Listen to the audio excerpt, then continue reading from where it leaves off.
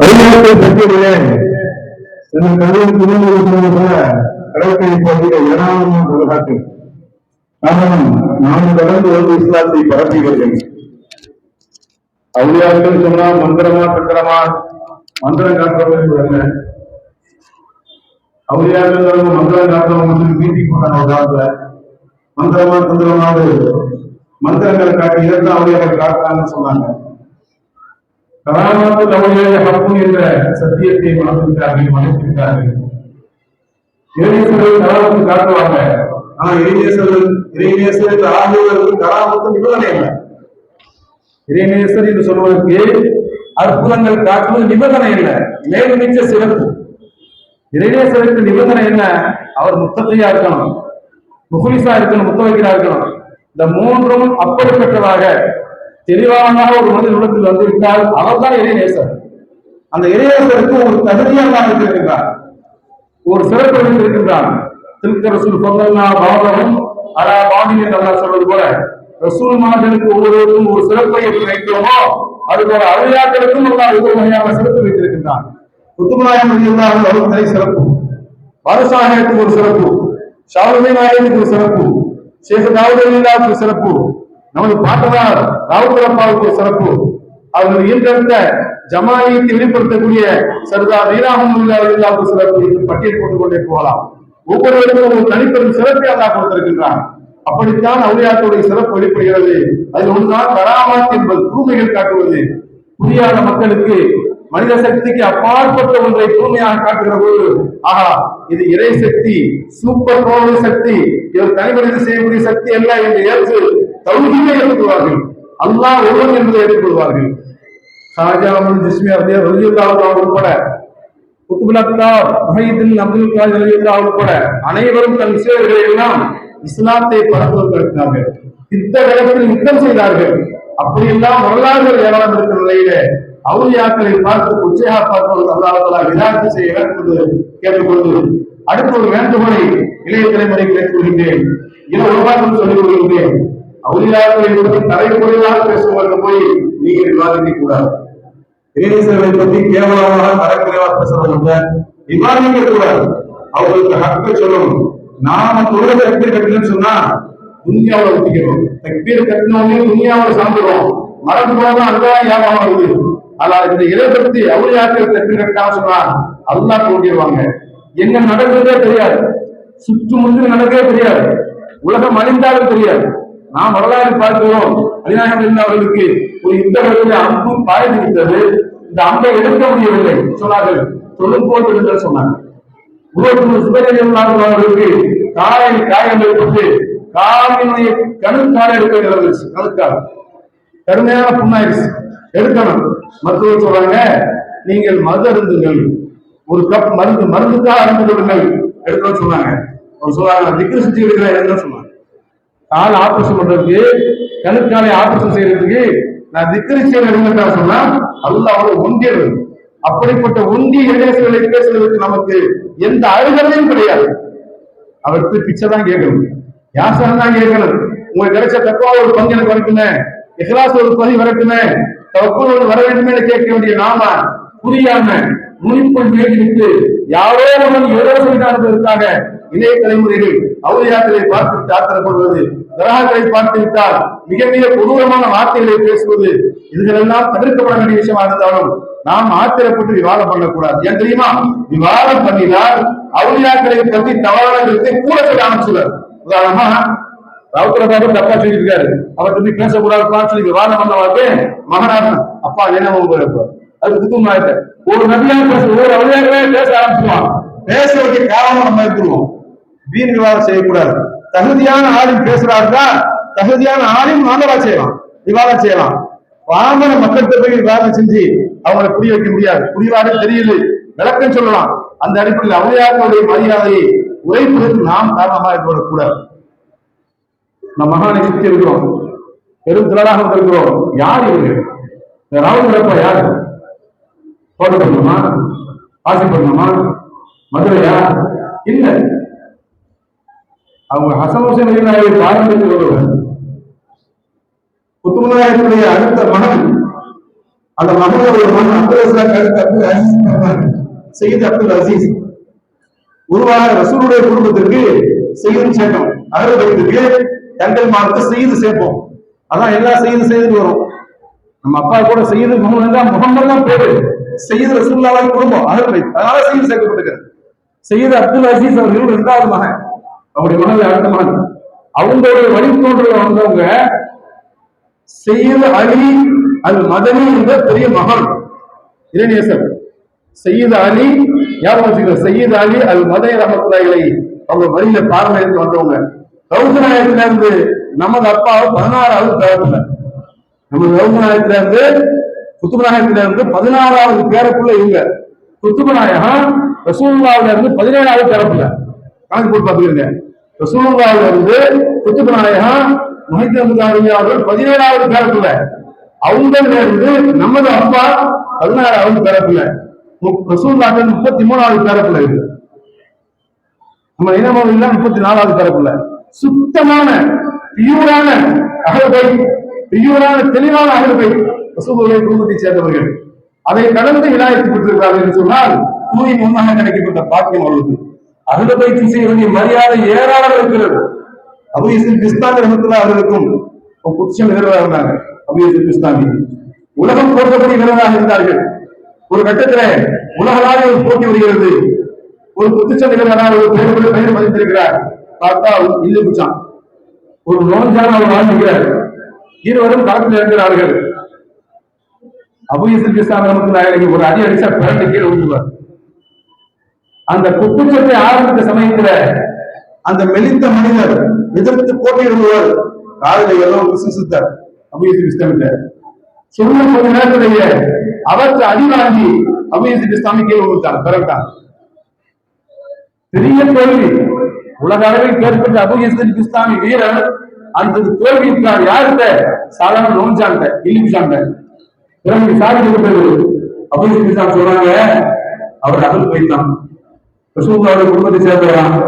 என் கால அதான் சொல்றாரு, நான் அழுது சொன்னாரு, நான் ரசூலுல்லாஹ் மரியாதை கொடுத்து அடிய வாங்கிட்டேன் சொன்னாங்க. இப்படி நாலாக்கள் அவுளியாக்கள் பெரியவர்கள் அகல் வைத்து கொடுத்த மரியாதை தனியாக இருக்கிறது. அந்த அகல் வைத்து குடும்பத்தில் சேர்ந்த பாரம்பரியத்தில் வந்தவங்க தான் சையத் அலி அந்த மதனி ரஹ்மத்துல்லாஹி அலைஹி. இவங்க அரபு தேசத்திலிருந்து இஸ்லாமியை பரப்புவதற்காக நமது பாண்டிய நாட்டின் பக்கம் புறப்பட்டு வந்தார்கள். வந்து மதுரையில் தங்கினார்கள். மதுரை சென்றான இடத்தால் அங்க தங்கினார்கள். அங்கிருந்து இஸ்லாத்தை போதித்துக் கொண்டிருக்கிறார்கள். போதித்து சமூக பிரச்சனை செய்கிறார்கள். அங்கே ஆண்டு வந்த நாயக் என்ற மன்னர் பார்க்கிறார், நல்ல மனிதராக இருக்கிறார், ஆன்மீக சக்தி உள்ளவராக இருக்கிறார். இவரை மதுரைக்கு காசியாகிறார். மதுரை காசியாக செய்யப்படுகிறது. அந்த ரஹ்மத்துல்லாஹி அலைஹி சையத் ரஹ்மத்துல்லாஹி அலைஹி உடைய வாப்பாவுடைய வாப்பா பார்க்கிறார், காசியா இருக்காங்க மதுரையில. ஆனா மதுரை மதீனாவை சேர்ந்தவங்க, அவங்க ரவுசநாயக குடும்பத்தை சேர்ந்தவங்க, அவங்க வாழ்ந்துட்டு இருக்கிறாங்க. அவர்களுக்கு ஒரு மகன் பிறக்கிறார்கள். அந்த மகன் சையத் அப்துல் அசீஸ் சேர்வான். சையத் அப்துல் அசீஸ் சேர்வான் என்ற மகன் பிறக்கிறார்கள். அந்த மகன் வீரத்தில் பேர் பெற்று அந்த மன்னரோடு சேர்ந்து இஸ்லாத்திற்காக பல இடங்களுக்கு யுத்தத்திற்கு செல்கிறார். பல போராட்டங்களை நடத்துகிறார்.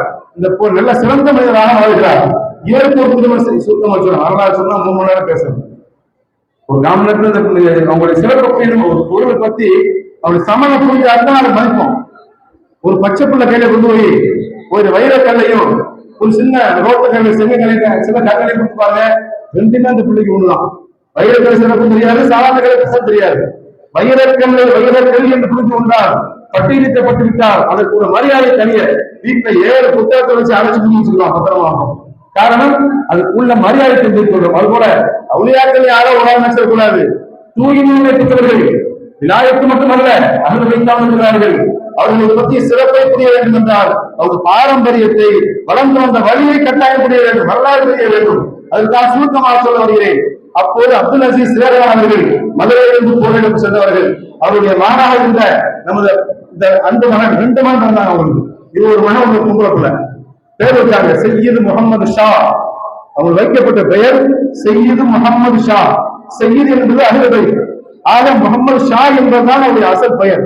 அந்த பெயரை அப்துல் அசீஸ் சேர்தான் பேர் வச்சிருக்காங்க. அப்துல் அசீஸ் சேர்தான் அவர்கள் கடலூருக்கு யுத்தத்துக்கு போயிருக்காங்க. கடவுள் சகிதாக்கப்பட்டுருவாங்க.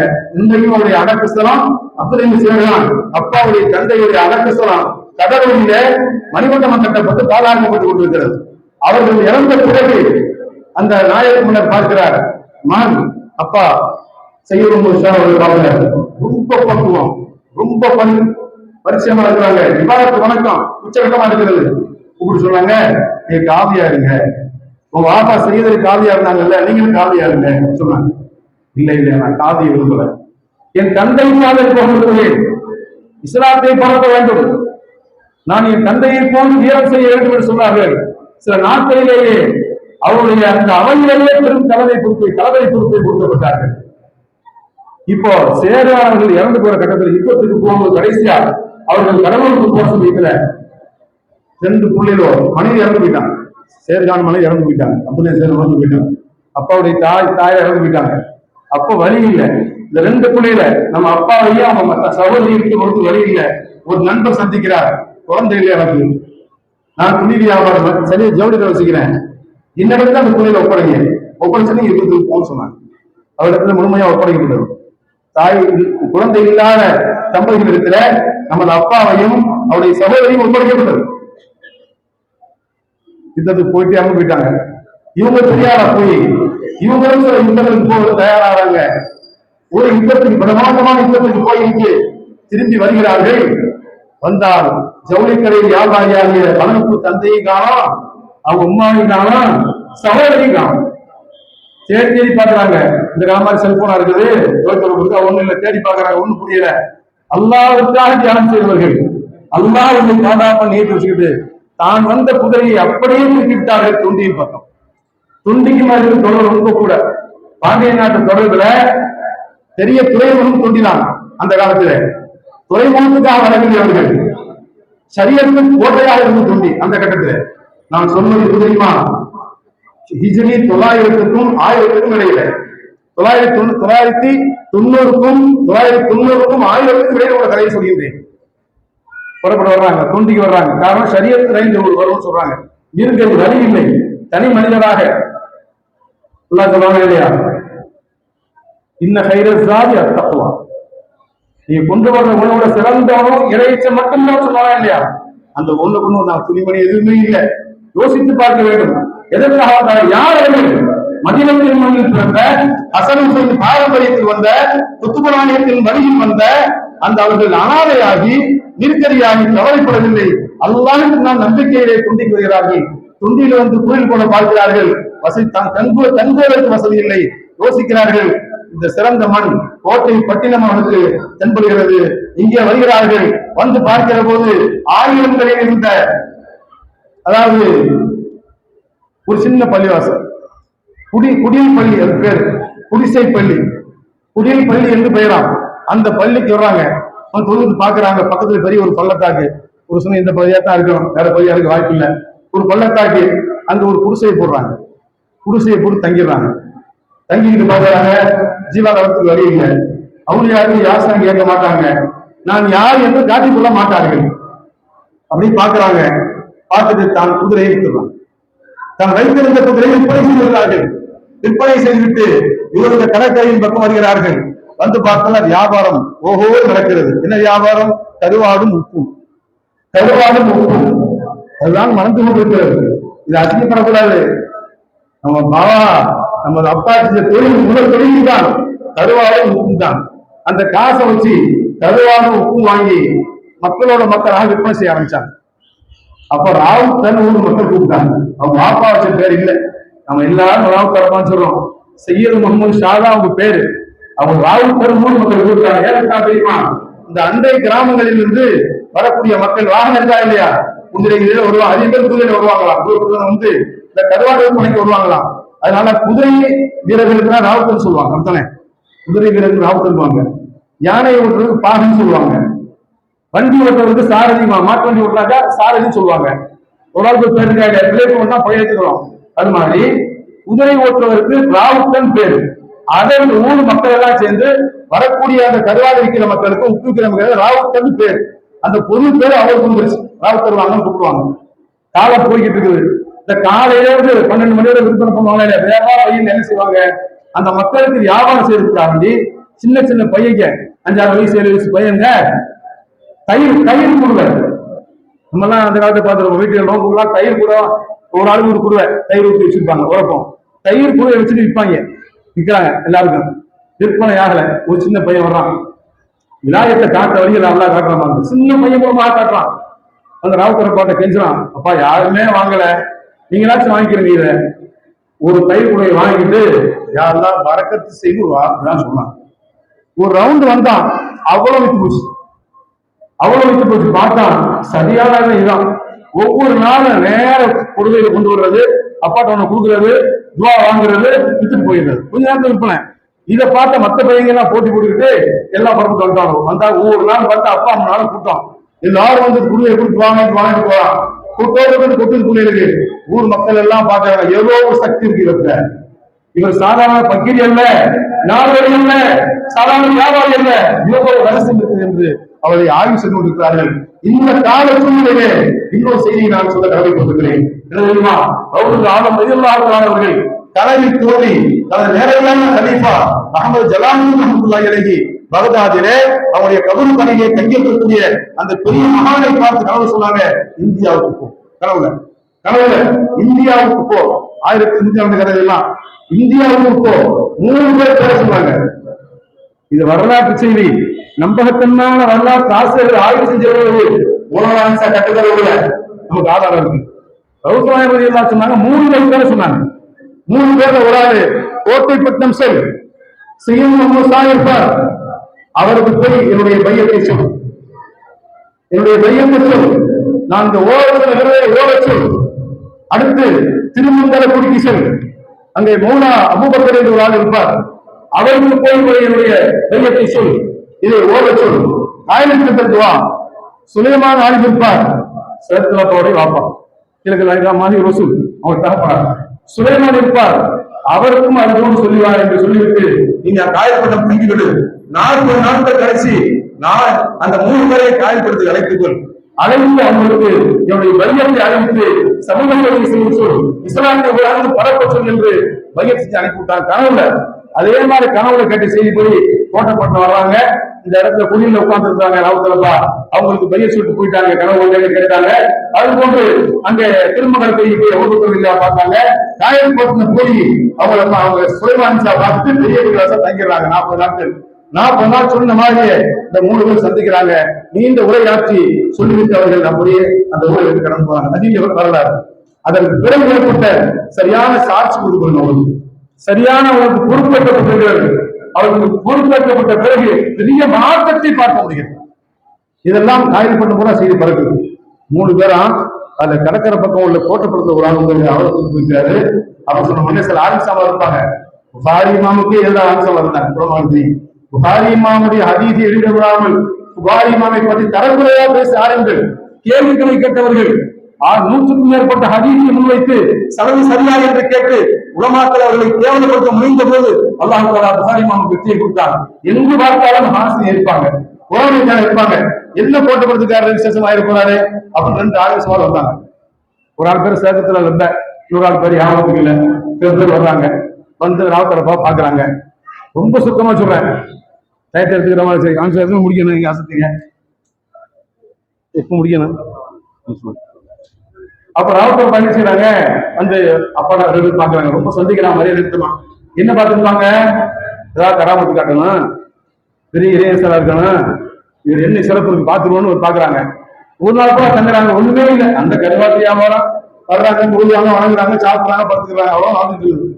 மறுநாள் காலையில பயணம் வச்சுட்டாங்க. இது சரியா வராது, சும்மா பேவு காயுது, இதை புரிஞ்சுட்டு இதை வந்து இதுவும் இதை நம்பிக்கிட்டு கூட தப்பான வேலை சொல்லிட்டு புறப்படுறாங்க. நம்ம புறப்படுறவங்க அந்த அருகில உள்ள குளம், இந்த குளம் நினைக்கிறேன், இந்த குளத்துல குளிக்க வர்றாங்க. குளத்துல போய் குளிக்க அதிகாலையில குளிக்கிறாங்க. குளிச்சவங்க கரையாட முடியல. ஆனா அப்பாவுக்கு தவறான கருத்து அவங்க தெரியாது. 2 பேர் மட்டும் வந்தாங்க, பார்த்தாங்க, குளிக்கிறாங்க. குளித்துட்டு கரையேற முடியவில்லை. பகல் 12 மணி ஆச்சு, நடுப்பகல் ஆயிடுச்சு, கரையேறல. காரணம் தெரியுமா, கரைக்கு வர்றாங்க, வரும்போது திரும்பி பேங்க் ஓடி போயிடுறாங்க. ஒரு குளிக்க வைக்கிறத வர்ற பொதுமக்கள் எல்லாம் கூட்டிட்டாங்க. ஊரே கோட்டப்பட்டு கூடிடுச்சு. குடியிருந்து பாக்குறாங்க, ஒத்தரிதான் இல்லையே. இந்த 2 பேர் பைத்தியாங்களா, எந்த இளைஞரையே பைத்தியம் சொன்னார்களோ ஊர் மக்கள் எல்லாம் சேர்ந்து 2 பேரும் பைத்தியம் சொல்லுவாச்சு. அதே அன்னைக்கு பைத்தியம் இறங்கிறான், குளத்துக்குள்ள குளிக்கிறான், உதியாராம பேங்க் வர்றான், அட கீர்த்தனையா வெளியே வாங்கடா, நாங்க குளிக்கணும் கத்துறாங்க. என்னையா பேசுறிய, 2 புலி வித்திரியாண்டா எங்களை தாக்க வருது, கரை தெரிஞ்சு வருகிற போது எங்களை தாக்க பாய்ந்து வருகிறது என்ன சொன்னாங்க. இப்ப கேட்க நமக்கு பல பேருக்கு குழப்பம் வரும், இதுதான் மந்திரமா தந்திரமான்னு சொல்றாங்க. புகாரி ஹதீஸ்ல இருக்கிறது, பதில் யுத்த காலத்துல வெற்றியும் அதிசயத்தையும் பார்க்கிறோம். 313 சஹாபாக்கள் இப்படி வெற்றியானாங்க 1000 பேர்களை. யுத்த காலத்தில் ரசூலுக்கு எதிராக இருந்த காலித் வலீத் போன்ற பெரிய பெரிய தலைவர் எல்லாம் இஸ்லாத்து வந்து சொன்னாங்க, நாங்க போர் நடத்த தெரியுமா, ஒவ்வொரு சஹாபியின் போரிலும் 2 சிங்கங்களை வந்து பாய்ந்து சொன்னாங்க. இருக்க அறிவு சொல்லுங்க, மறுங்க புகாரி இருக்கா இல்லையா? பதில் காலத்துல வெற்றி காரணம் ஒவ்வொரு சஹாபியின் போர்களில் இருந்து 2 சிங்கங்கள் பாய்ந்து பயந்து நடுங்கிவிட்டேன்னு சொன்னாங்க. யாரு கண்ணு தெரியலையா சிங்கத்தை? அப்போ அந்த நபியின் வழியில் வந்தவங்க இருந்த அது உலமா வளர்த்து நம்பியாதானே இன்னமா எக்ஸல்லாம் உலகம் உலமாக்கள் தானே இறைச்சம் உள்ளவர்கள். அந்த அச்சத்தில் வாழ்ந்ததால் நபியின் அதே அடையாளத்தை சஹாபத்துக்கு ஏற்பட்ட கராமத்தை இவங்க எல்லாம் காட்டி கொடுக்கலாம். ஏன் ரவுசராயத்தினுடைய உருவங்களை கேவலப்பட்டுட்டாங்க. பிந்தி செய்து வருது உள்ள நிக்கிறாங்க, கற்பனையா அந்த ஆளுக்கு சொல்றாங்க, அது புலி நிக்கிறான் கற்பனையா சொல்றாங்க. அப்பா சிரிச்சுட்டே வந்தாங்க, வாலிபர் தான் அப்பான்னு சொல்றேன், வாலிபர் கல்யாணம் ஆகல வர்றாங்க. அந்த வந்து அங்க பாக்குறாங்க, அந்த 2 புலியை அப்படி 2 காலைகள் போட்டு பார்த்துச்சு. அப்பா பார்த்தோன்னே அப்ப அவங்க தவறாக பேசிய கருத்து அங்க வாபஸ் வாங்கிடுறாங்க. இன்னொரு செய்தி சொல்லுவாங்க, மன் ஹாஃபல்லாஹ ஹாஃபல் குல்லி, அல்லாஹ்வுக்கு யார் பயப்படுறாரோ அவருக்கு எல்லா உலகமே பயப்படும். அந்த அச்சத்தையும் எடுத்து காட்டப்படுது. வெளியே வர்றாங்க, வந்தவொன்னு மன்னிப்பு கேட்கிறாங்க, உங்க விலாயத்தை மறக்க மாட்டோம், நீங்க சிறந்த வழி என்று சொல்லிட்டு போயிடுறாங்க. இன்னைக்கு காலம் ஓடிக்கிட்டு இருக்கு. இவங்களுடைய விலாயத்தெல்லாம் மக்கள் பாக்குறாங்க. அடுத்து இவங்க இந்த ஆச்சரியத்தை பார்த்த உடனே இறைநேசன் முடிவு பண்ணிடுறாங்க. மக்களெல்லாம் பேசிட்டு போகுது, அப்பா நினைக்கிறாங்க கல்யாணத்தை பண்ணிக்கிறோம், போட்டப்பட்ட ஒரு பொண்ணை பார்க்கணும்னு பாக்குறாங்க. மாப்பிள்ளை லெப்பை மறைக்காயர் ஒரு மறைக்காய் இருந்தாங்க 1000த்துல. மாப்பிள்ளை லெப்பை மறைக்காயர் போட்டப்படல. பெரிய கோடீஸ்வரர் பணக்காரர், பணத்துக்கு ஆசைப்படல. அந்த குடும்பம் தீனியான குடும்பம் அடங்கிட்டு போய் பொண்ணு கேட்கிறாங்க. அவங்க 2 மகள், மூத்த மகளை கேட்கிறாங்க. ஆளுக்கு கேட்கிறாங்க, தூங்க அனுப்புறாங்க. இந்த நாடோடிக்கு இந்த பக்கீருக்கு நான் கொடுக்கவா, நான் கோடியா சப்பாத்தி செஞ்சுக்கிறேன், அதுக்கு இந்த பொண்ணை கொடுக்க போறேன்னு சொல்லி வாபஸ் பண்ணிடுறாரு. எதுவுமே சொல்ல. 1 மாதங்கள் போச்சு. அந்த அம்மாவுக்கு ஒரு வகையான நீர் நோய் ஏற்பட்டு அவங்க வஃபாத்தாயிடுறாங்க. அவர் நினைக்கிறாரு, இறைநேசரை வேதனைப்பட்டுவிட்டோம், அல்லாஹ்வுடைய கோபம் போல. நீர் நேர வர்றாரு, மன்னிப்பு கேட்கிறாரு.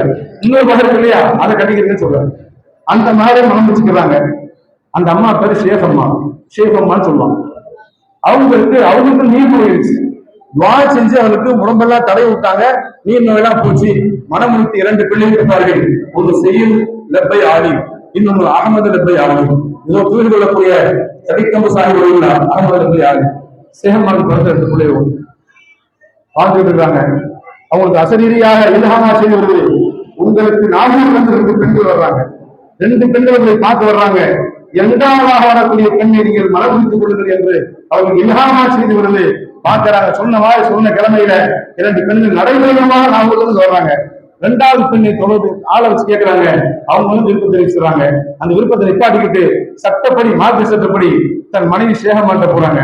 ஏமா இப்ப கல்யாணம் பண்ணி அனுபவித்திருக்க பண்ணிக்கலாமா, கூறுங்க, என் மாப்பாட்டை கேட்டுக்கிறேன். போய் மாப்பிள்ளை எல்லாருமே மறைக்காட்ட போய் கேட்கிறாங்க, என் கட்டிக்கலாம், என் மாப்பிள்ள சொல்றாரு, இன்னும் கல்யாணம் பண்ண ஒரு 2வது கல்யாணம் 2வது கல்யாணத்தை ஒத்துக்கிற மாட்டாங்க. பாத்திமா நாயகி 2வது கல்யாணம் பண்ண ஆசைப்பட்டாங்க. பாத்திமானை கடுமையாக கோவப்பட்டாங்க. ரசூலுல்லாஹ் வரப்பட்டாங்க. 2வது கல்யாணத்தை யோசிப்பாங்க. எல்லா பெண்களும் யோசிக்கிறத தன்னுடைய மகப்பத்தை பிரிச்சு வச்சிருவாங்களே சொல்லி. அப்ப வாப்பா சொன்னாங்க, அவங்களுக்கு கேள்வி இப்ராஹிம் சாரத்து இப்ராஹிம் கேட்ட மாதிரி கேட்க சொன்னாங்க. அல்லாஹ்வின் கட்டளையான்னு கேளுங்க. அல்லாஹ்வின் கட்டளையா செஞ்சு, ஆமா அப்ப செய்யுட்டாங்க. சொன்ன உடனே மனைவி அழகான சந்தர்ப்பத்தை பயன்படுத்துறாங்க.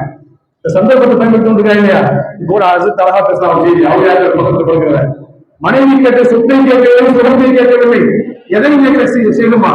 ஒரே ஒரு நிபந்தனை, நீங்க 2வது கட்டிக்கிறீங்க, உங்களுக்கு இடது பக்கம் என்னை அடக்கணும், உங்களுக்கு இடது பக்கம் என்னை அடக்கப்பட வேண்டும். உங்களுக்கு இடது பக்கம் அடக்க வேண்டும், எனக்கு வசியத்தை செய்யுங்கள், நீங்க உறுதி செய்யுங்கள், நான் உங்களை அனுமதி சொன்னாங்க. அனுமதி கொடுத்துட்டாங்க. அந்த அம்மா மனம் வச்சாங்க. மைமூனா அவங்க போய் மனம் வச்சாங்க. மனம் வச்சு அழகான ஒரு ஆண் மகனை பெற்றார்கள். அவர்கள் தான் நம்ம ஜெயகுலாம் முஸ்லிம்லாம் ஜத்துலாம் சர்தார் மீனா முகமது அவர்களே அந்த அம்மா பெற்றெடுத்தாங்க. பெற்றெடுத்து 40ஆம் நாளில் வஃபாத்தாயிரம். அந்த குழந்தை பெறுவதற்காக மட்டுமே அம்மா ஏற்பாடு செய்திருக்காங்க.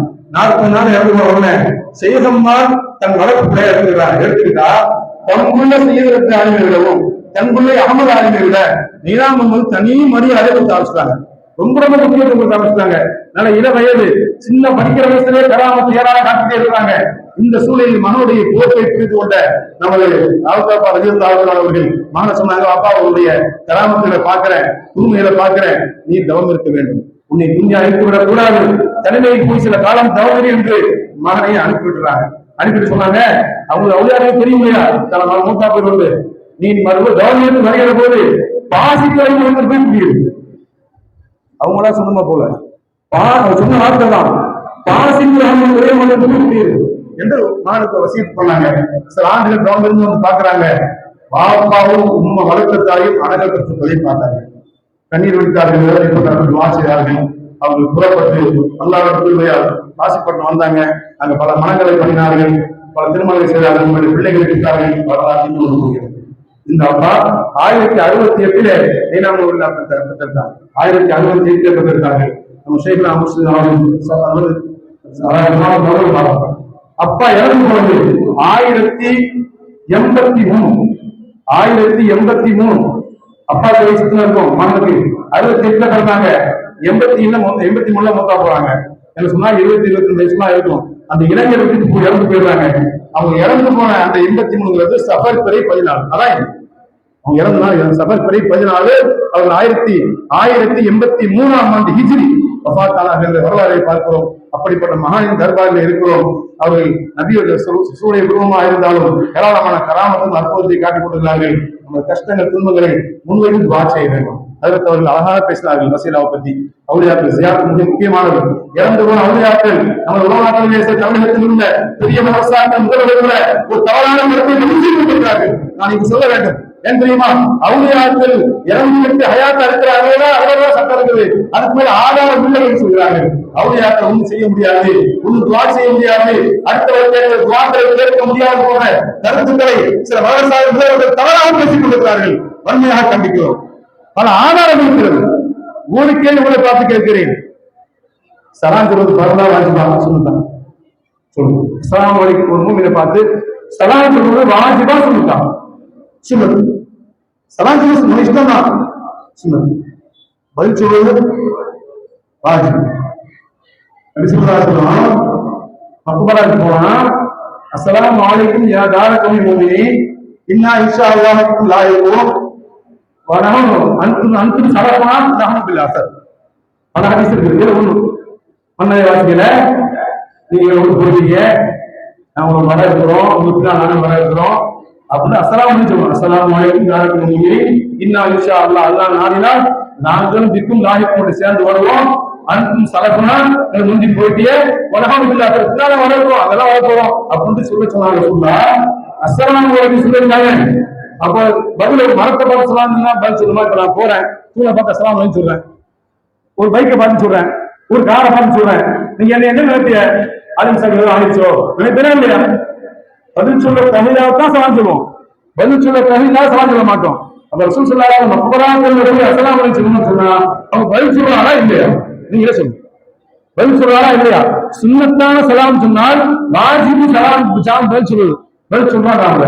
இன்னொரு ஆதாரம் சொல்றேன், சொன்னாங்க, நான் அடக்கப்பட்டு விட்டான், ஹயாத்தி கையுள்ளக்கும் மமாத்தி கையுள்ளக்கும், நாங்க ஹயாத்தான பொழுது கைதுதான், இறந்த பிறகு கைதுதான். என்ன கைது கேட்டா சஹாபாக்கள் தோல் அலையை எனக்கு எடுத்துக்காட்டக்கூடிய ஆமாரத்தும் உங்கள் அமலெல்லாம் கபூல் எடுத்துக்காட்டப்படுது. இவங்க இசையுள்ள ஹதீஸ் திங்களும் யாரும் எடுத்துக்காட்டப்படுகிறது. நல்லதாக இருந்தால் சந்தோஷப்படுகின்றேன், தீமையாக இருந்தால் துஆ செய்கிறேன், இறந்து போய் துஆ செய்கிறேன். அது மட்டுமல்ல, நான் கபூல் ஏற்பட்ட பிறகு எனக்கு சலாம் சொல்ல அழைக்கப்பட்டால் என் ரூஹ் எனக்கு மீட்டு கொடுக்கப்படுகிறது, நான் சலாம் பதில் சொல்றேன். அப்படி கற்பனை பண்ணுங்க, உலகம் பூரா சலாம் சொல்லிக்கிட்டே இருக்கும். அத்தையாவது அஸ்ஸலாமு அலைக்கும் ஐயனுக்கு சொல்றோம், ரசூலுல்லாஹ் அவர்கள் மத்தியும் போகிறாங்க, வலைக்கும் சலாம் சொல்லிக்கிட்டே இருக்கிறாங்க, வலைக்கும் சலாம் சொல்லிக்கிட்டே இருக்கிறாங்க. இறந்து போனவர்களுக்கு இருக்கிறது. ரசூலுல்லாஹ் கேட்டாங்க சஹாபாக்கள், யார் சொல்லலாம் எங்க அமல்கள்லாம் நிலைவார என்று கேட்டபோது நல்ல அமல் செய்யுங்க, சிறந்த அமல் செய்யுங்க. ஏன் தெரியுமா? உங்கள் கபன்கள் சிறப்பாக செய்யப்பட வேண்டும். மனதை வாசிகள் கவனிப்பார்கள். நீங்க இன்னும் விருந்தாளியாக கபருக்கு போறீங்க, எல்லா மனதை வாசியும் உங்கள் கபன் சரியா இருக்கான்னு பார்ப்பாங்க என்ற ஒரு சுகாதார செய்தி. இன்னொரு தீங்கு அதிக தாரத்தில் ஏற்பட்டிருக்கிறது. நீங்க செய்யற நல்ல அமல்கள் உங்கள் சொந்த பந்தங்களுக்கு காட்டிக் கொள்வோம். மமாத்திக்கும் ஒரு மமாத்திக்கும் உங்களுடைய அமல்களை உணர்வுள்ள அமல அல்லாஹ் கபூர் எடுத்து காட்டுறான். நல்லவரா கெட்டவரா அப்படின்னு காட்டும் போது குடும்பத்தாரெல்லாம் நல்ல அமலா இருந்தா அதுக்கு சந்தோஷப்படுவார்கள். அதுக்கான சரணம் இல்ல குடிகாரமா இருக்கிறான், விபச்சாரம் பண்றான், இன்னார குடும்பத்துக்கு சொல்லும் போது யாரெல்லாம் அல்லாஹ் மல்லிகை முஸ்தம் நேரடிய காட்டவர்கள் துவா செய்வாங்க என்று ஹதீஸ் இருக்கிறது. ஆனா இறந்து போனவர்கள் நாம் துவா செய்கிற போது கேட்பாங்க, அதுக்கான துவா செய்யறாங்க என்ற ஆதாரம் அவுலியாக்களுக்கு உறுதியாக இருந்து என்பதை புரிந்து கொள்ள வேண்டும். பெண்கள் ஜியாரத் விஷயத்துல ரொம்ப முக்கியமான ஒரு செய்தி சொன்னாங்க. கடைசியா ஒரு செய்தி சொல்லிக்கிறேன். இறந்து போனவங்க மண்ணோட மண்ணா போகல, தெளிவா இருக்கிறாங்க, கவனிக்கிறாங்க. ஒரு ஆதாரம் சுத்தி வச்சுட்டு போக முடியல. முஸ்லிம் ஆண்கள் உள்ள ஹதீஸ் ரிஷவாசம் அடக்கப்பட்டாங்க. அன்னை ஆயிஷா ரலியல்லாஹு அன்ஹா மனைவி சாதா வீட்டுல இருப்பாங்க. அவங்களோட பெரிய போத்திக்கிட்டு பரதாப்பட்டு இருப்பாங்க, நார்மலா இருக்கிறாங்க. பிறகு அபூபக்கர் அடக்கப்படுறாங்க, அப்பவும் நார்மலா இருக்கிறாங்க. இந்த வசியத்தை சொன்னாங்களா இல்லையா? அந்த வசியத்தை அடிப்படையில உமர் நாயகம் அடக்கப்படுறாங்க. அடக்கப்பட்ட பிறகு அன்னை ஆயிஷா ரலியல்லாஹு அன்ஹா முழுமையான பரதா போட்டு தன்னை தெரியாமல் மூடி கொண்டு அடக்க போறாங்க. அப்ப கேட்கப்பட்டுச்சான், ஏன் ஆயிஷா நீங்க உமரிலிருந்து அடக்கப்பட்ட பிறகு பரதா போட்டு கேட்கப்பட்டு சொன்னாங்களா? இன்னமாக அபி அபூபக்கரையும் வாப்பா ரொம்ப சௌஜி அவங்க கணவர், அவங்க சும்மா இருந்தேன் ரொம்ப அஜனுக்கு உங்களது அந்நியர் அடக்கப்பட்டு விட்டார். மண்ணோடு மண்ணா போறாங்க, இவங்க சொல்ல மாட்டாங்க. அவங்களுடைய பார்வை இருக்கிறது அர்த்தம் தானே. அப்ப அகப்பார்வை இருக்கிறது. அதனால்தான் அன்னை ஆயிஷா அவர்கள் பரதா போட்டு மறைத்தார்கள்.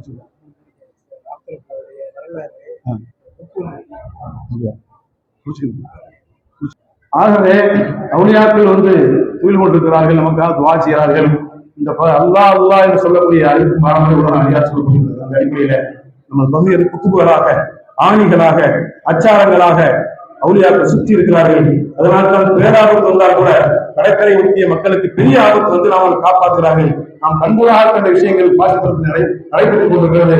கண்ணால் பார்க்கிறோம். அந்த அதிலிருந்து ஒரு 115 அடிக்கு 20 மணி தள்ளி ஒரு கிணற்றை தோன்றினால் அற்புதமான புண்ணிய நடிகள் இருந்தால் அதான் அவுலியாக்குடைய கராமத் தான். ஆக இந்த சிறந்த அவுலியாக்குடைய சிறப்புகளை புரிந்து சீரான முறையில வாழக்கூடிய பாக்கியத்தையும், அஹ்லு சுன்னத் வல் ஜமாஅத் என்ற கொள்கையில நிலைத்து வாழக்கூடிய பாக்கியத்தையும் நமக்கெல்லாம் தந்தருவானாக. யாரெல்லாம் நாங்கள் சங்கமித்த சங்கமிப்பை எல்லாம் ஏற்றுக்கொண்டு எங்களுடைய எல்லா அணு வழிபாடுகளையும் இங்கே முன்னேறியான தேவைகள் நிறைவேற்றி வைப்பாயாக என்று துவா செய்து நம் ஆணையம் கொடுத்தால் இந்த பகுதி மக்கள் அனைவருக்கும் எல்லா வகையான கைகாட்டுகளையும் ஹலாலான தேவைகள் நிறைவேற்றி தருவாயாக என்று துவா செய்து நான் விடைபெறுகிறேன். வாக்குதாவான அல்ஹம்துலில்லாஹி ரப்பில் ஆலமீன். வஸ்ஸலாமு அலைக்கும்.